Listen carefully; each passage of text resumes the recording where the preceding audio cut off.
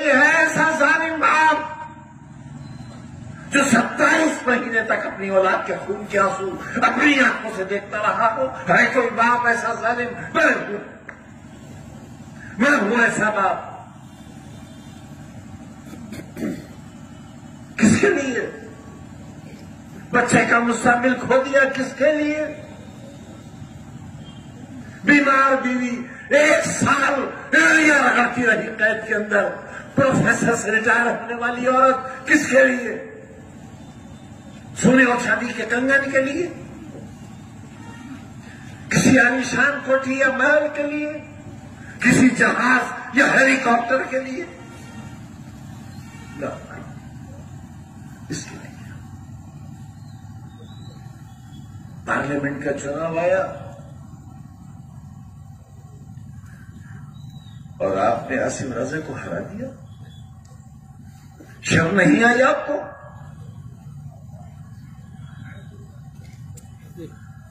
घर से नहीं निकले आप क्योंकि एसी लगा है आपके घर में, कूलर है आपके घर में,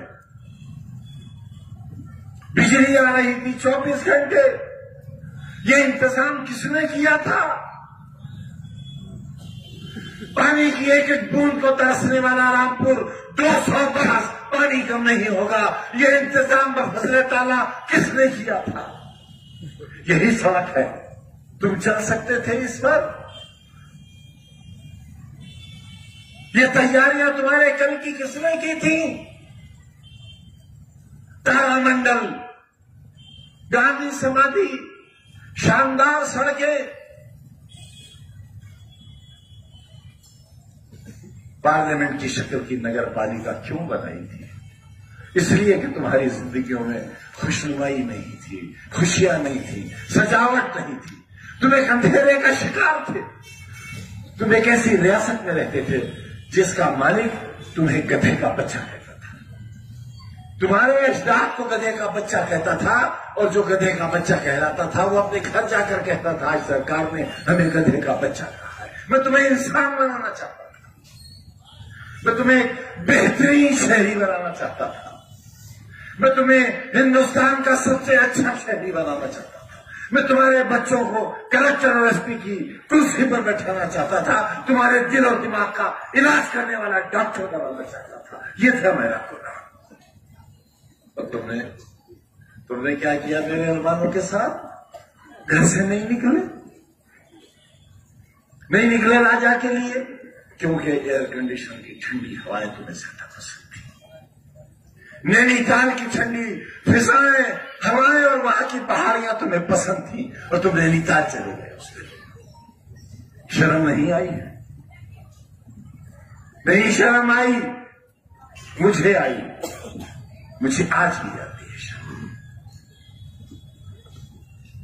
वहां जाकर शराबें पीने वाले लोग, ठंडी वादियों में ऐशो इशरत का वक्त गुजारने वाले लोग रामपुर के मुस्तकबिल के मुहाफिज नहीं हो सकते, न आज और न आने वाले कल।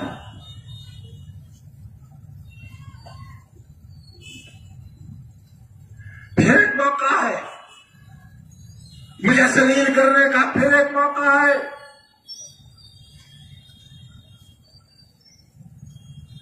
मैं चुनाव जीतता रहा तुम्हारी मोहब्बतों से, लेकिन चुनाव हराने वालों की ताकतें बहुत ज्यादा थी। मगर क्योंकि फजल इलाही हमारे साथ था, लिहाजा फतह हमारे नाम लिखी जाती थी और दुश्मन जलीलो ख्वार हुआ करता।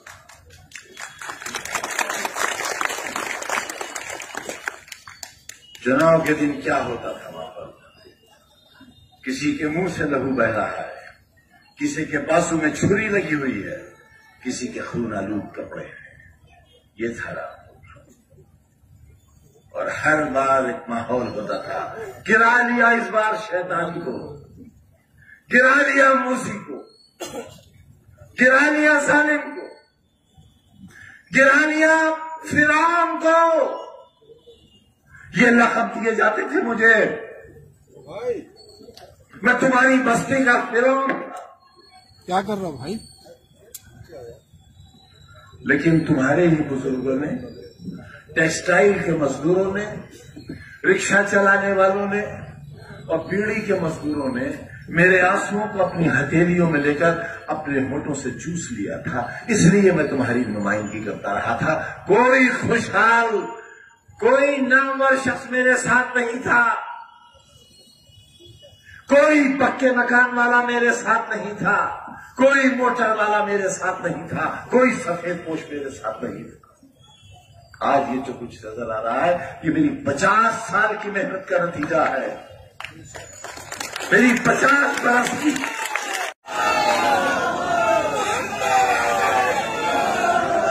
कभी आप तो पूरी दुनिया में घूमते हो,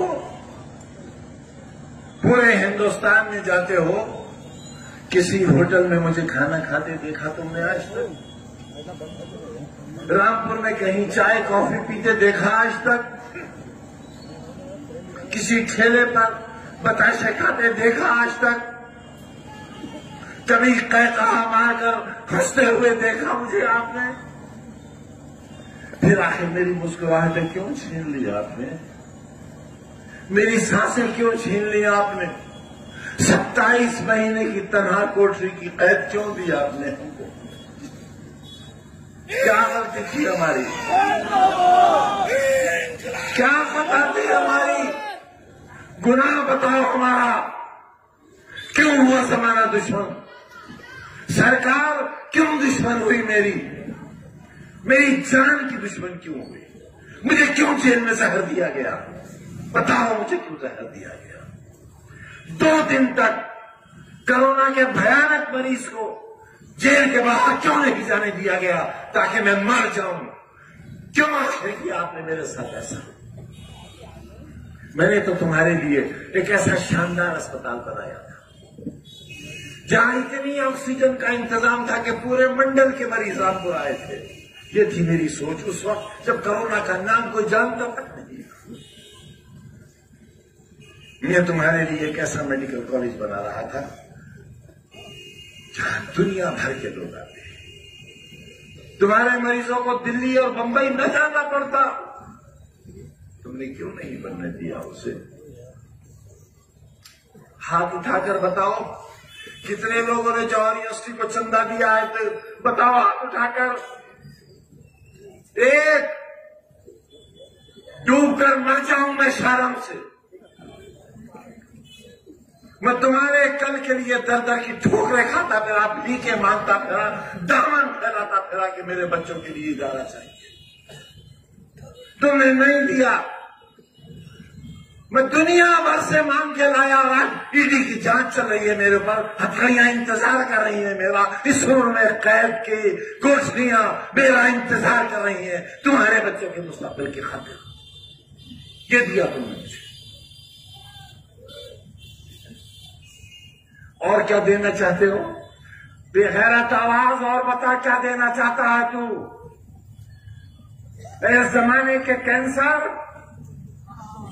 जिल्लत और ख्वारी के अलंबरदार, बता इस शहर को और क्या देना चाहता है? बेगैरत आवाज बता क्या देना चाहता है? बेहया अपनी मां की कोख से जने हुए बता क्या देना चाहता है? आज भी ये आवाजें बाकी हैं, आज भी बाकी है। तुम पर जुल्म करने वाली आवाज एक सही मीर जाफर भी एक ही था।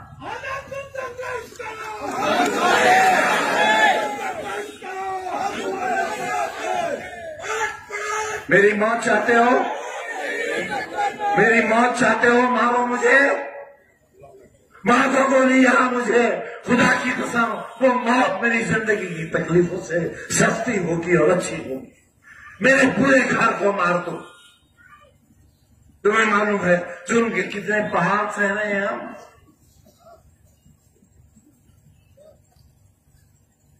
हंसो हम पर, कहे लगाओ, बेचो अपना जमीर, बिक जाओ एक एक टके के लिए और इतना करो अफसरान को जो हमारी बर्बादी चाहते हैं। ये जलसा नहीं है आज, ये रोज़े हिसाब है। तुमसे हिसाब लेने आया हूं, तुमसे मौत मांगने आया हूं अपने लिए। थक गया मैं इस जिंदगी से।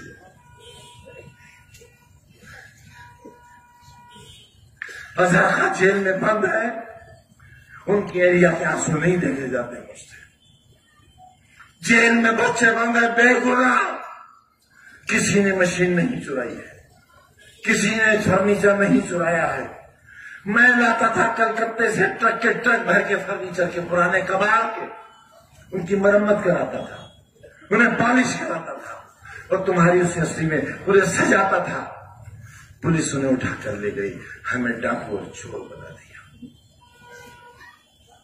जीना चाहूंगा ऐसी जिंदगी ना। हराम है खुदकुशी, इसलिए जिंदा हूं क्योंकि खुदकुशी हराम। 32% वोट दिया आपने और 40% देते थे तो आसिम राजा आज 60,000 70,000 वोट से जीता हुआ मेंबर पार्लियामेंट होता और मेरी वकालत कर रहा होता पार्लियामेंट में। आपने हरा दिया उसे। शाबाश, मुबारक आपको, मुबारक गयूर रामपुर वालों आपको।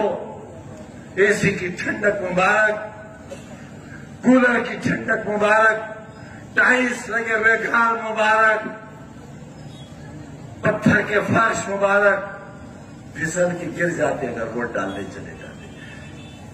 पुलिस ने डंडा मारा था ना जमीन पर, इसलिए भाग खड़े हुए थे।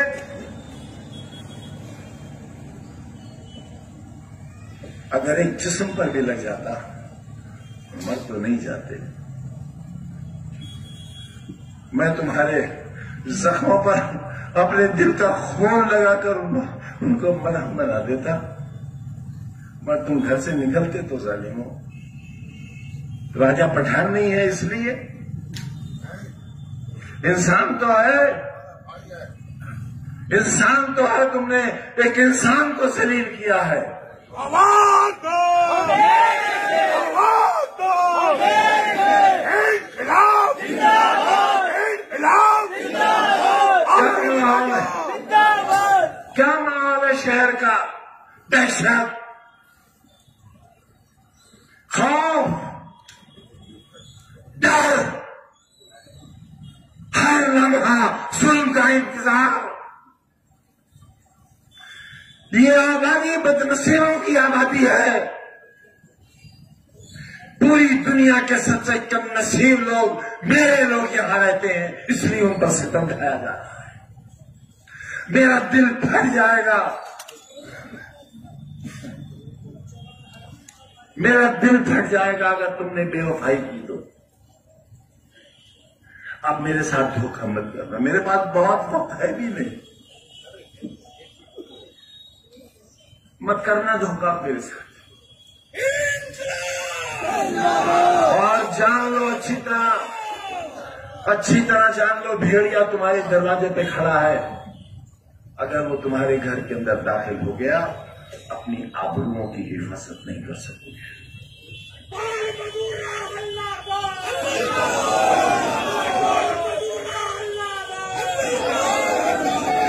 कुछ मत सोचना मेरे लिए, कुछ मत सोचना मेरे बारे में बहनों, कुछ मत सोचना।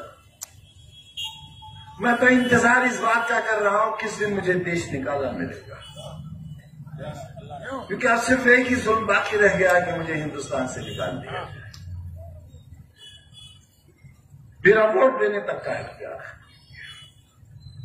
मेरे जीने का हक इसलिए बाकी है कि वो मुझे सीधे नहीं मारना चाहते हैं एड़ियां रगड़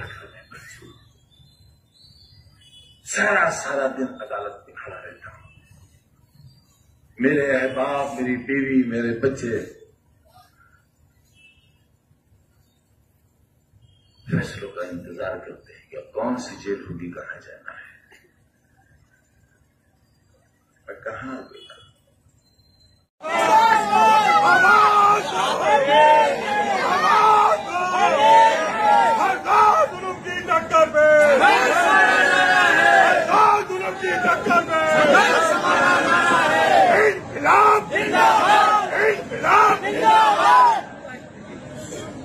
स्टेज पर सभी मौजूद साहिबान और हमारे आपके सबके मुश्तरक उम्मीदवार आसिम राजा साहब, मेरे सामने बहुत बड़ी तादाद में नौजवानों, बुजुर्ग साथियों और मेरी बहनों और ख्वातीन मीडिया बंधुओं,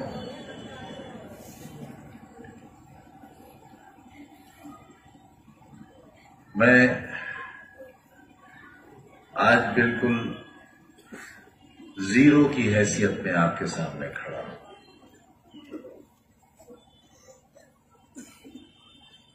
मैं एमपी नहीं हूं,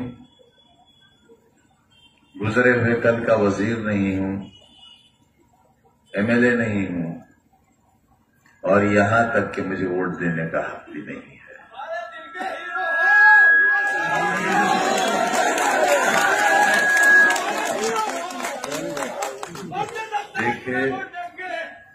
देखे थे हमने जो वो हसी ख्वाब क्या हुए, वो वादा अदरसों का ख्वाब क्या हुए। हमसे तो बहुत वादे किए थे बापू आपने, मुल्क को आजाद कराने वालों, बहुत वादे किए थे और हमारे उलमा ने फांसी के फंदे चूमे थे। उनकी कुर्बानियां इतनी थीं कि गड्ढे पट गए थे और टीले बन गए थे उनकी लाशों से। उनकी हवेलियों के दरवाजे उनकी लाशों से सजा दिए गए थे। एक मीर जाफर ने किले का दरवाजा खोल दिया था और वक्त का टीपू सुल्तान अपने तमाम साथियों के साथ शहीद हो गया था। ये वो दिन था जब अंग्रेज हिंदुस्तान में दाखिल हुआ। तारीख फिर अपने आप को दोहराती है। बहुत नाराज रहते हैं आप लोग हमसे। आपसे मुराद आप नहीं, वो लोग जो मुनाफिक हैं, जो अपने आप के दुश्मन हैं, अपने कल के दुश्मन हैं, अपनी नस्लों के दुश्मन हैं। यहां भी कम नहीं होंगे वो लोग, और यहां वो लोग भी मौजूद हैं जिनका टेलीफोन सीधा मुरादाबाद और रामपुर और लखनऊ और दिल्ली तक मिला हुआ होगा। यहां से डायरेक्ट टेलीकास्ट हो रहा है और वो सुना जा रहा है। अगर मेरी ये हैसियत नहीं होती, जिसकी कोई गलतफहमी नहीं है मुझे,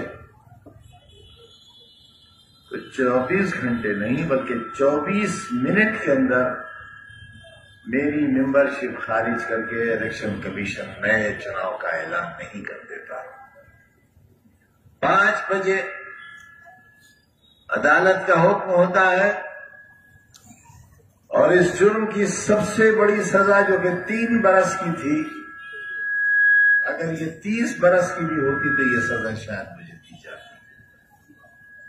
वो सजा दी गई और 5:10 पर इलेक्शन कमीशन ने ऐलान कर दिया कि रामपुर में इलेक्शन होगा। और रातों रात उत्तर प्रदेश विधानसभा के स्पीकर ने विधानसभा 37 नहीं बल्कि हड़बड़ाहट में विधानसभा 38 की सीट को वैकेंट डिक्लेयर कर दिया और अगले दिन चुनाव की तैयारियां शुरू हो गई।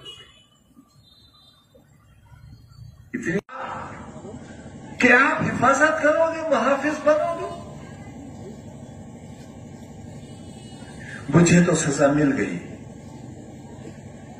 बचोगे आप भी नहीं। और याद रखना, मेरी सजा तो कब्र में मेरे साथ चली जाएगी, मगर तुम्हारे गुनाह की सजा कई नस्लें भुगतेंगी। आखिरत में जवाब नहीं दे पाओगे। मैं जब एम्बुलेंस से अपनी जिंदगी और मौत की सांसें गिन रहा था और सीतापुर जेल से मुझे निकाला गया था ये सोच करके मैं जेल के अंदर न मर जाऊं, सीतापुर की सरहदों के बाहर जाकर मरूं। उस वक्त भी ये कलम मेरी जेब में लगा हुआ था, यही कलम था। अपने लिए नहीं, तुम्हारे बच्चों के लिए। मैं तो पढ़ चुका,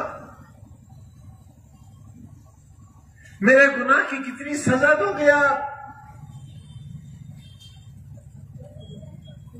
मैं एमपी नहीं रहा इसलिए कि मैंने ये सोचा था कि हुकूमत आ जाएगी और मैं उस अंधेरे को एक बार फिर उजाले में तब्दील करने की मौला के करम से कोशिश करूंगा जो रह गया। उम्मीद थी कि सरकार बनेगी, यकीन था सरकार बनेगी, ना उम्मीद पूरी हुई ना यकीन पूरा हुआ, सरकार नहीं बन सकी।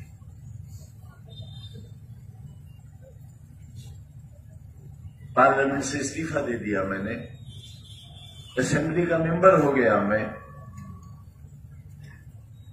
मैं आसमान से जमीन पर आ गया। वो आसमान जो कभी मेरा था, वो जमीन जो कभी मेरी थी, आपने न आसमान का लिहाज किया और न जमीन का लिहाज किया। मैं शिकायत करने आया हूं आपसे, और इस खाने खुदा को जिस तरह हासिल जानकर आसिम राजा ने कहा है, मेरी जेल की एक सांस का हिसाब नहीं चुकता कर सकते आप, मेरे एक आंसू का हिसाब नहीं दे सकते आप। सामने की बैरिक में मेरी बीवी बंद थी और 8x11 की कोठरी में मेरे साथ मेरा बेटा बंद था।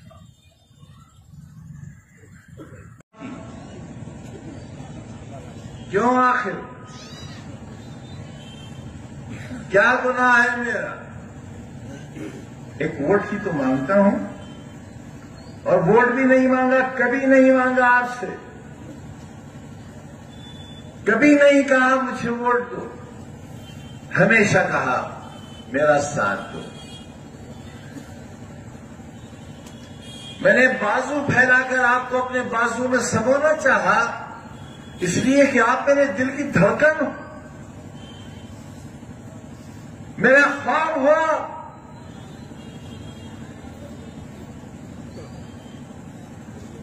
मैं आबरू हूं आपकी और आप जान हो मेरी। न मैं आबरू खोना चाहता हूं और न तुम जान खोना चाहोगे।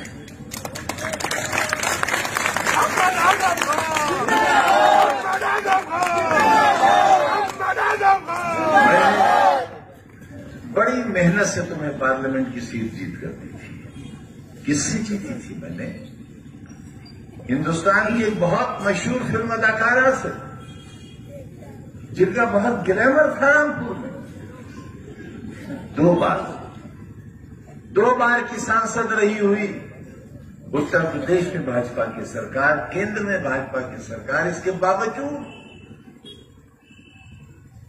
आजादी के एक लंबे सफर में 1947 के बाद आपकी झोली में लाकर डाल दी थी ये सीट, तकरीबन 1.5 लाख वोटों से जीतकर। और उस वक्त जबकि 1.5 लाख वोटों की बेईमानी भी हुई थी, मगर आपने उसकी कदर नहीं की,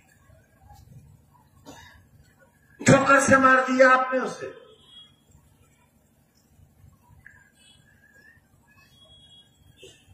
मैं जुल्म सहता रहा,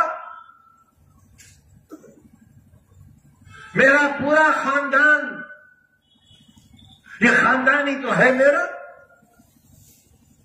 आज भी जेलों के अंदर है। मैं तन्हा कोठरी में अंधेरी रातों में तुम्हारे कल की याद करके रोता रहा, प्लास्टिक के मग में डाल के पानी से सड़े हुए गेहूं की रोटी खाता रहा।